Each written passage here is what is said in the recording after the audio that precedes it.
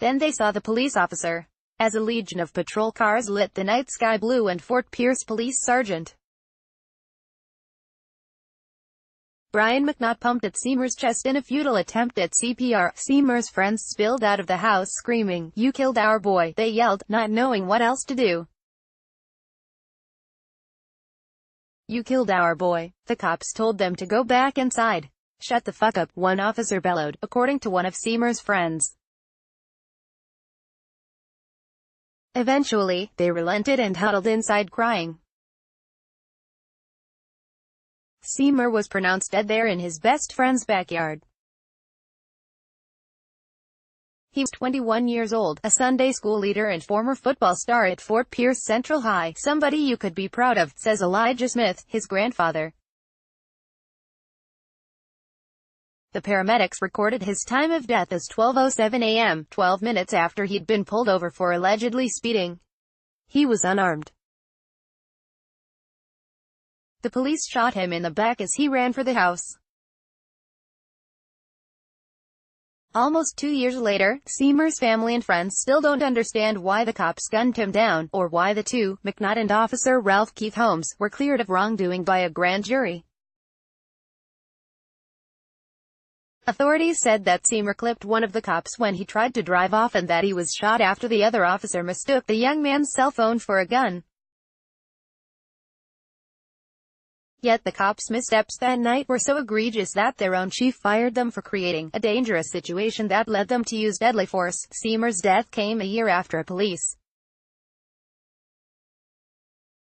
officer shot Walter Scott in the back in South Carolina, and 6 months after Corey Jones was shot in the back on the side of I-95 by a Palm Beach Gardens cop. But at a time when police shootings of unarmed black men are drawing national scrutiny, Seymour's death barely registered outside his small hometown on Florida's Treasure Coast. Yet a review of thousands of pages of interviews, police reports, and other department records suggests Seymour's death is exactly the kind of killing that has given rise to Black Lives Matter.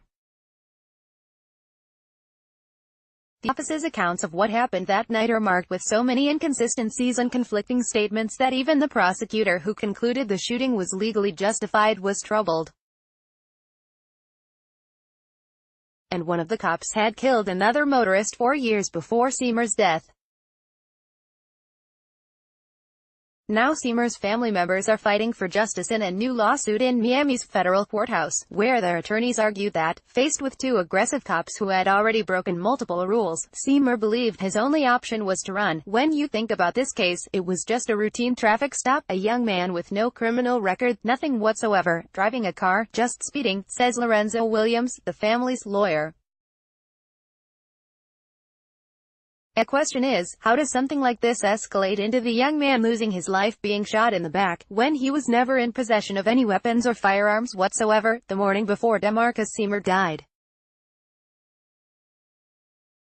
Latricia Middleton was slicing meat at the deli counter where she works when she heard, "What's up, Mommy?" She wrapped the meat and turned around to see her only son. "How you doing, my lovely?" she asked, beaming.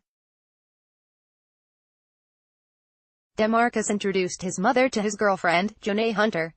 Middleton said not to act shy, and the girl laughed. It was just like Seymour to show up and surprise his mom at work. Close with his family, he was also uncommonly warm and friendly. When he was announced as a member of the 2013 football recruiting class for Chicago's Elmhurst College, he was the only player whose personality got a mention.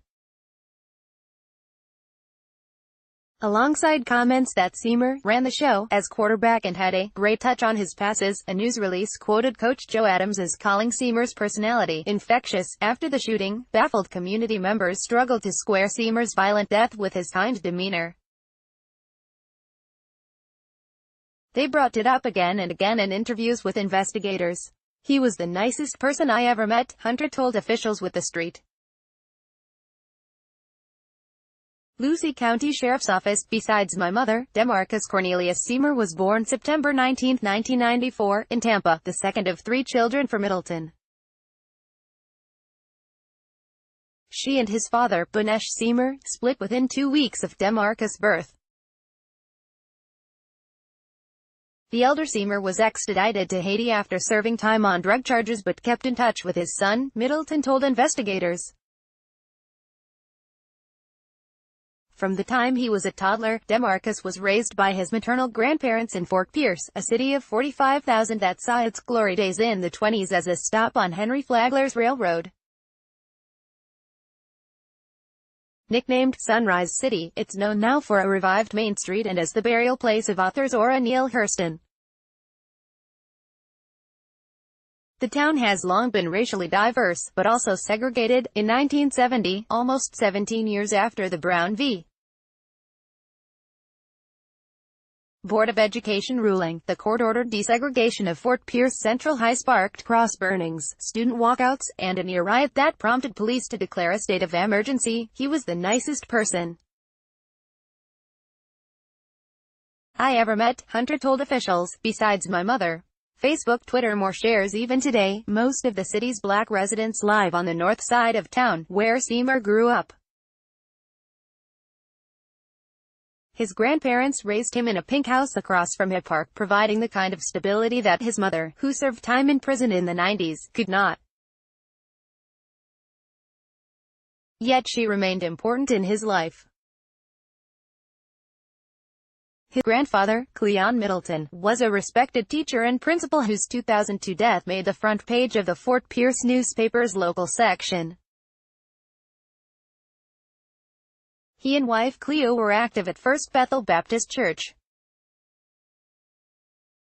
They brought their grandson to services every week, and he later became the junior superintendent of the Sunday school program. A few years after Cleon's death, when DeMarcus was about 10, Cleo remarried church member Elijah Smith.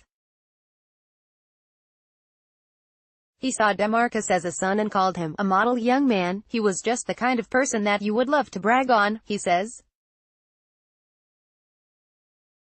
DeMarcus' skills on the football field became apparent at the Pee Wee level, when he began making news as a key player. At Fort Pierce Central High, he spent 3 years on the varsity team, for which he played quarterback and receiver in 2012 and 2013. Then coach Josh Schaefer told Treasure Coast newspapers he was a brilliant young man who was so personable. He was a real leader who could make a connection with about anyone. After graduating from high school in 2013, Seymour went to Elmhurst, a liberal arts school in suburban Chicago. But hundreds of miles from home, he changed his mind and left the team. He took a few business classes before returning to the Sunshine State and moving back in with his grandparents in 2014. Seymour found work at Head Start and then at a bank inside the same Walmart where his mom worked. Sometimes they'd carpool or eat lunch together. He was real friendly with everybody regardless of anything, said Anthony Lewis, a coworker who'd known Seymour since they were young. Seymour left that job for another call center in Vero Beach and tried to figure out what he wanted to do with his life. He took a military entrance exam and passed, his mother said, and she encouraged him to join the Army. He was also saving money and thinking of taking classes at Indian River State College in the fall. But he'd also begun to dream of a career as a rapper. Owens had a studio in the house where all of his friends hung out, and the group often wrote lyrics and recorded together.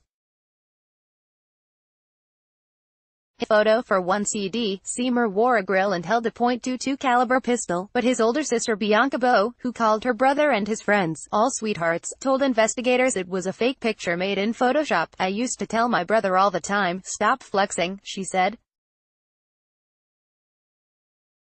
"They're not no thugs, none of them." Hunter, Seymour's girlfriend, was used to him rapping every day, so she wasn't surprised when he said he was heading to Owens' house April 23, 2016.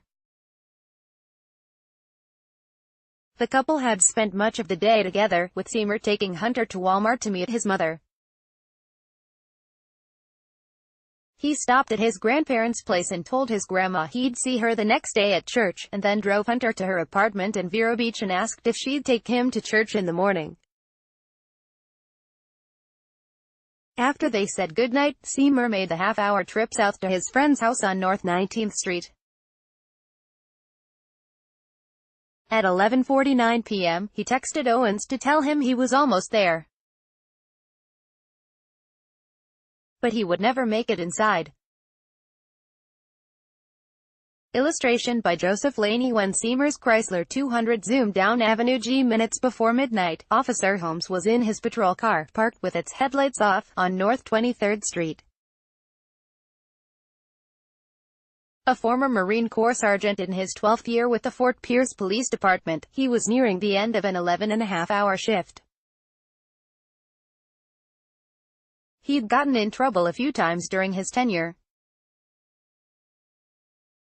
The most serious incident involved breaking department policy when he chased someone wanted on nonviolent charges. And in 2004, he was ordered to take sexual harassment training.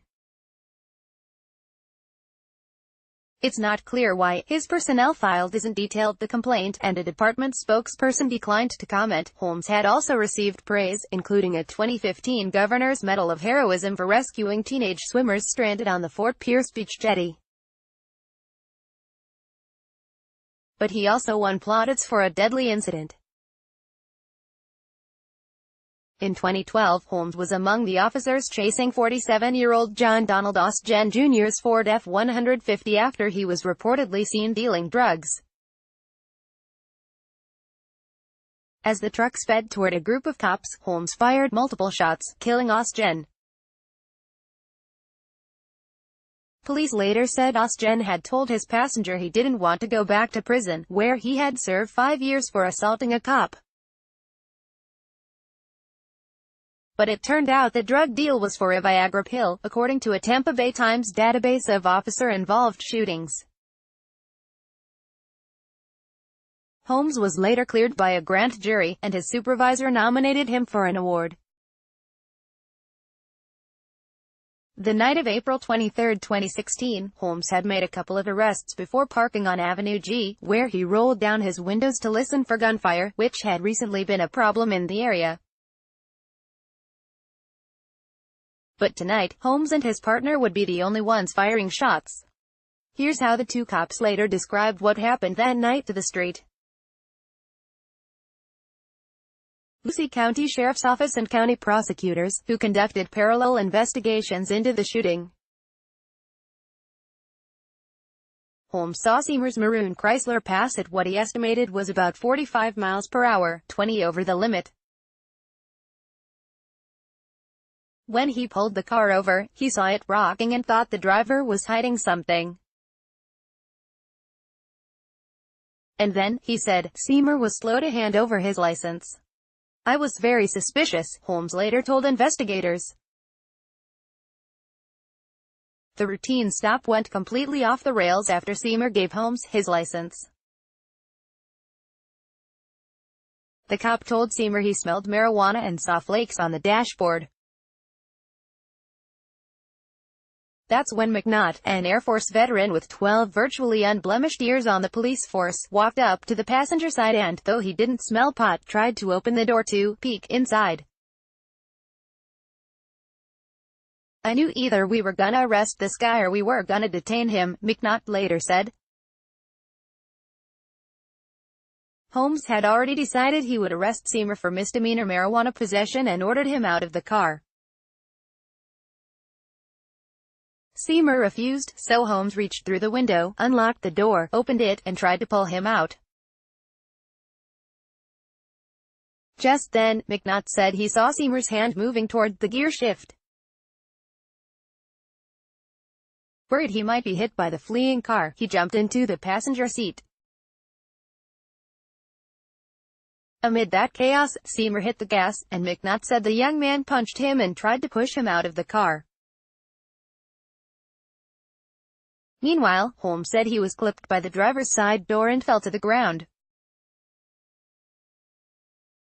Then, although McNaught was sitting in the passenger seat, Holmes said he thought his partner was getting dragged.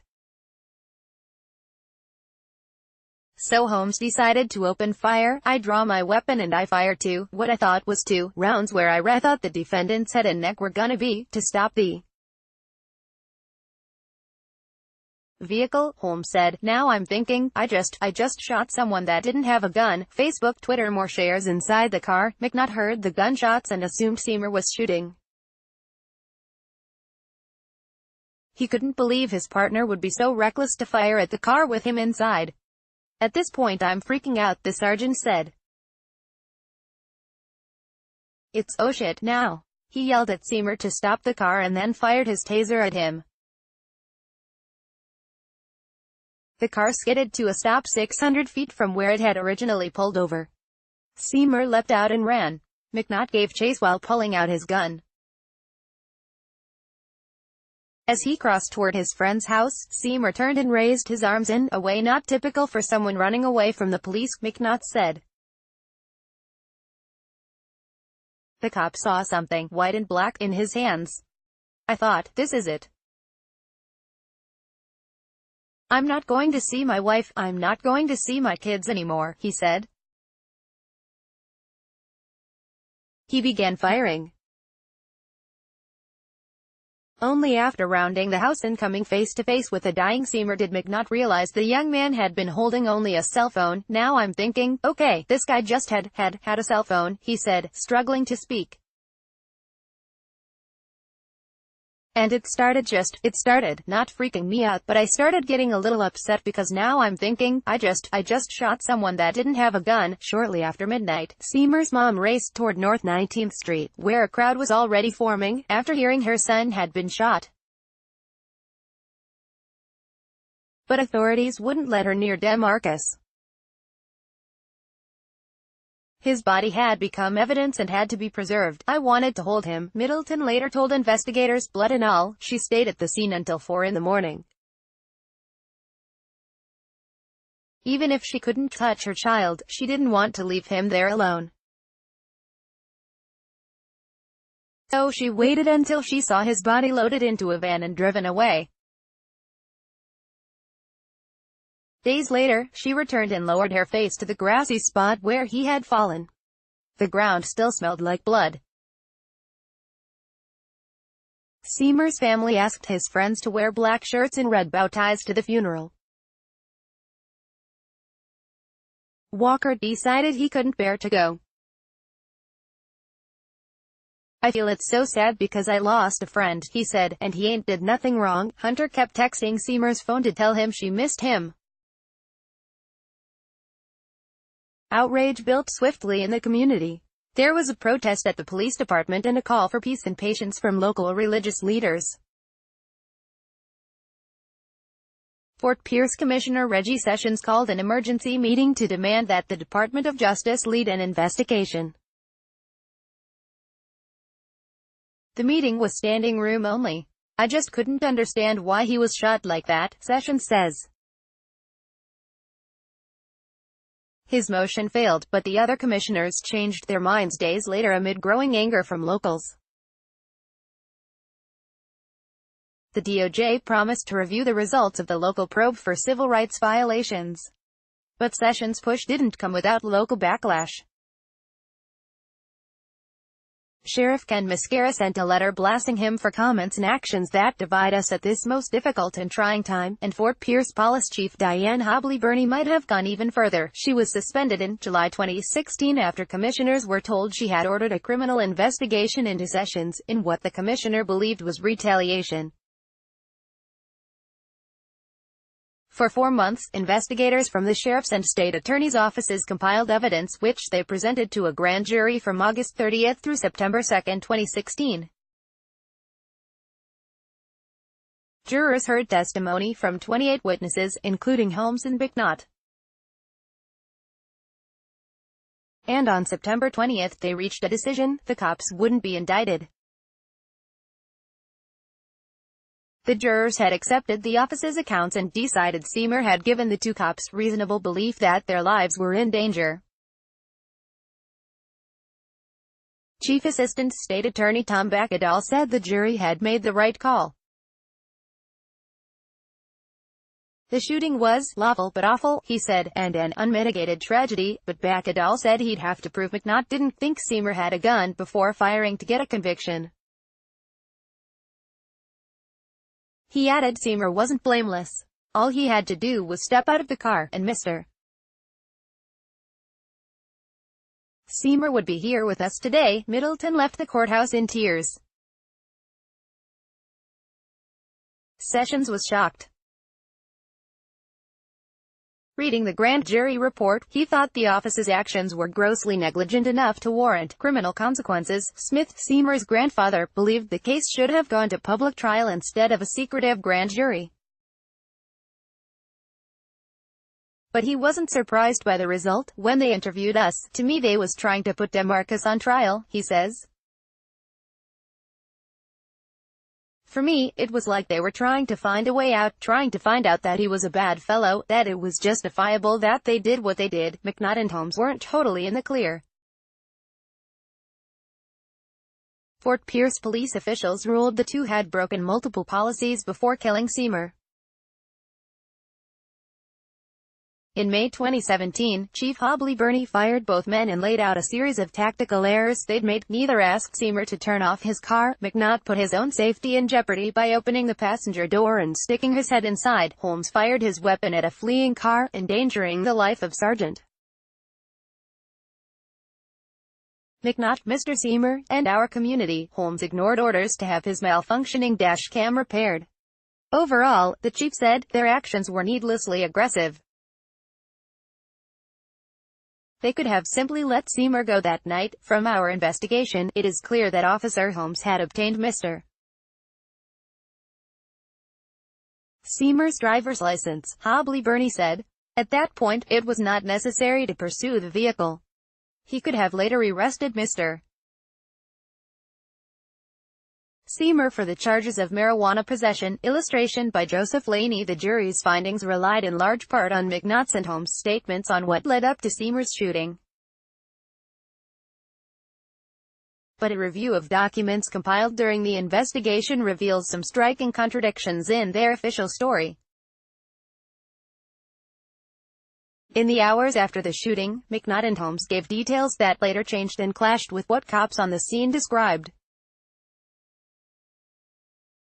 And Seymour's autopsy showed that the bullet that killed him entered through his back, though McNaught claimed Seymour had turned toward him in a threatening way when the sergeant shot. Taken as a whole, Seymour's family members and their attorney argue those details suggest that McNaught and Holmes lied and that authorities led a sloppy investigation. There's more to the story, I keep saying, says Stephen Ostrow, one of the lawyers that I'm sure of. The first odd detail came in McNaught's first interview shortly after the shooting. Fort Pierce Police Det. Jesse Streeter told investigators that McNaught never said anything about fearing for his safety while in the car with Seymour. He also told investigators he was positive that McNaught had said it was Holmes who fired his taser. The taser wires were later found on the driver's side of the car, where Holmes was standing, while the device was on the passenger seat. Bakadal said the taser serial number matched McNaught's device. But Williams, the lawyer for Seymour's grandparents, says Streeter's statements cannot simply be dismissed. That's a statement given by one of the officers to a fellow officer, he says, so you just can't toss that into a pond and say that statement he gave to Streeter was bogus. In another discrepancy, an officer who pulled up while Holmes was firing at Seymour's fleeing car says Holmes was standing, not lying on the ground as he claimed. Holmes' position matters because he said that he was knocked over by Seymour's car and that his bad vantage point from the ground led him to think McNaught was being dragged by the car, giving him the authority to shoot. I could only see his head because I was on. As the vehicle is speeding off, I'm still on the ground, Holmes told investigators. So I can't see the full passenger side of the vehicle, but Officer Justin Goulet, who was the first to arrive on the scene, wrote in his report that Holmes fell only after he began shooting. Galit gave the same account in a sworn interview in which he told investigators, "Once he stops firing, I see Officer Holmes start to go down, then there are the autopsy results." McNaught said Seymour turned toward him with an object in his hands when the sergeant began shooting. So how could Seymour have been shot through the back? Bakadal said during a news conference about the grand jury decision there was nothing to be drawn from that because people are constantly in motion during a shooting. The family's attorneys believe those contradictions could point to a cover-up. Facebook, Twitter more shares, yet even he was seemingly baffled by some parts of the cops' stories. McNaught had said that after Holmes began shooting, he thought Seymour was actually firing. But the prosecutor pointed out that by his own account, Seymour was driving with his left hand and simultaneously trying to push McNaught out of the car with his right, leaving no free hand to shoot. "I cannot visualize how you could have perceived him shooting if you're engaged in this combat with him," Bakadal said during the sworn interview. The prosecutor also struggled to understand why McNaught would have gone for his taser rather than his handgun during the scuffle in the car. "I'm not clear why you would pull a taser when you think somebody's shooting at you," he said. And if he believed he was in that life-or-death situation, why yell at Seymour to stop before firing the taser? Finally, Bakadal asked, Is it possible that at this stage, you weren't completely convinced that he had a firearm?" Still, McNaught insisted he was 100% sure. The family's attorneys believe those contradictions could point to a cover-up. They find it suspicious that Streeter was removed from the case after 2 days of investigation, and they criticize an experiment the investigators carried out to determine whether McNaught could have believed Seymour was firing inside the car. Indian River County Sheriff's Office had one deputy sit in Seymour's car while another fired shots from behind. The deputy inside the car said he might think the shots were coming from inside the car. The grand jury considered that odd experiment in deciding whether McNaught could reasonably have thought Seymour, not Holmes, was the shooter. Williams called that entire exercise an illusion that made little real-world sense. "If a gun had gone off in the car, it probably would have blown both of their eardrums out," he says. "You would have seen the muzzle flash, smelled the gunpowder, and, quite frankly, you would have changed your method. You would have shot him right then and there." There's one other troublesome detail. Even though Fort Pierce police policy requires traffic stops to be filmed, there's no footage of the shooting or its aftermath. McNaught's car wasn't equipped with a dash cam, but Holmes was. He said his camera rarely worked, claiming in his sworn interview that his car was a piece of shit. The police chief faulted him for not having the camera repaired despite being ordered to fix it. During the news conference where he announced the grand jury's decision, the prosecutor said he too was frustrated by the lack of video. Fort Pierce Police Department said, "We're going to have video cameras in our cars, so you and I as citizens should expect that we would have video evidence of this," Bakadal said. "But we don't. So that's a big deal to me." In a conference room with walls covered in framed newspaper clippings, Elijah and Cleo Smith sit quietly as their lawyers flip through a binder of documents. Elijah's mustache has gone white, and Cleo has begun using a cane to get around. Both are now in their 80s. Since their grandson died, their lives have grown quieter. At their dinner table, he was the lively one. They had a kind of tradition of watching Miami Dolphins games together, and Elijah would rag on DeMarcus about the team. People still stop them at Walmart to talk about their grandson. "We just miss him," Elijah says. "We'll never know what he could have been." They're also frustrated about the lack of justice in the case, a feeling that only intensified in April, when an arbitrator ruled that McNaught should not have been fired over his role in the shooting. He's expected to return to the job soon, though Commissioner Sessions is pushing for the force to buy him out instead, like it never even happened, Elijah Smith says. Holmes is still awaiting a decision on whether he'll be reinstated. In a May interview with Treasure Coast newspapers, he insisted he didn't break any rules during the traffic stop, and said he wouldn't do anything differently. He also said he wished there was video footage. "Not every traffic stop goes according to plan," he said. "No one can be properly trained for any instance of what happened. It's an unfortunate incident that did happen. The DOJ never took any action in Seymour's shooting. Feds agreed to review the agency and to suggest reforms, but with President Donald Trump now in office, even that plan has been diminished amid changing priorities at the DOJ. We just miss him," Elijah Smith says. "We'll never know what he could have been." Facebook, Twitter, more shares on the city commission. Sessions is pushing for an independent board of citizens that could review police shootings and complaints. "I just hope this is not something that's going to be forgotten about," he says. "But criminally, there's nothing that can be done. Civilly, maybe so. But internally, we can do something to stop it from happening again, and that's what I'm concerned about," the police chief says. Some changes have already been made. Officers have received de-escalation, traffic stop, and dash cam training as well as body cameras, all recommendations made by the grand jury after Seymour's death.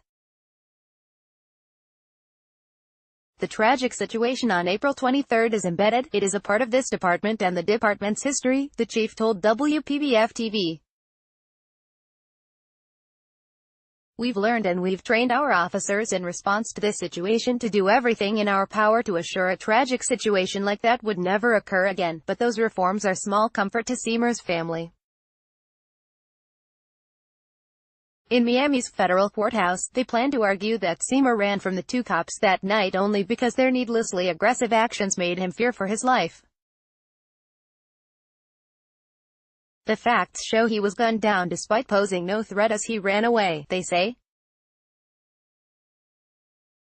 Whatever happens, their day in court won't be easy for Seymour's grandparents, who still struggle to talk about his violent death. "But you think about it all the time, that he didn't deserve it," Elijah Smith says. "One thing about it, he didn't deserve what he got.